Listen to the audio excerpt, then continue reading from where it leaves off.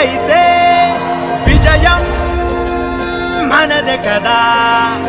కలలే కడలి ఒడిలో అలలై ఎగిసే కదా. ఈ విడి విడి అడుగులు ఒకటై పరుగులు పెడితే జగమంతా మన వెంటే జయమంటూ సాగదా. ప్రతిమది తన గది విడిచి బయటికి రాగా ఈ హృదయం ఇక విశాలమే కాదా.